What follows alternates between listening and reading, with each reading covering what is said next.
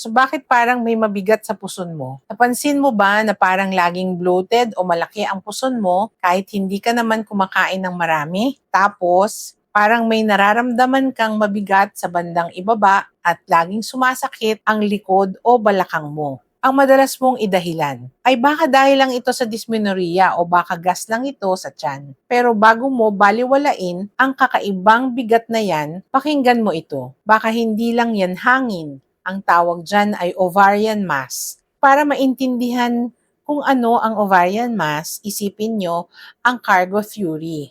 Ang ating ovaries ay dapat kasing laki lang ng ubas. Pero minsan, nagkakaroon ito ng cargo. So, pwedeng ito ay cyst na puno ng tubig o isang mass na solid.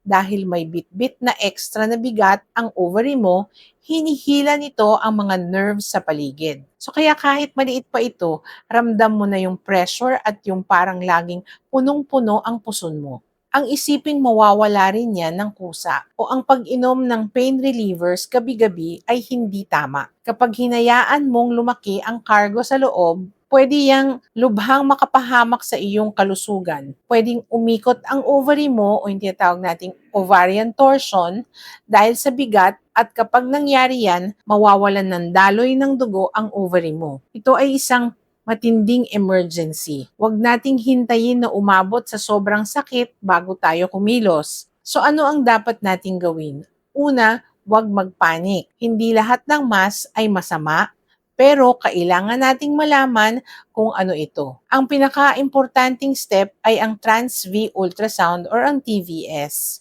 Pangalawa, magpakonsulta sa inyong OB-gynecologist sapagkat sila ang magsasabi kung kailangan kang bantayan lang o kung kailangan ng tamang gamot o operasyon para maalis ang cargo bago pa ito magdulot ng mas malalang problema. Ang maagang pagtuklas ang susi para maligtas ang inyong ovaries. Ang ovarian mass ay di sumasakit kaya tahimik itong lumalaki at minsan kapag nararamdaman na ang mga simptomas, hindi na maaring daanin sa gamot at kailangan na itong operahan. So kaya huwag hayaang maging pabigat ang nararamdaman sa puson. Alagaan ang inyong sarili at atag mo yung mga amigas mong laging bloated ang puson and follow for more medical truths.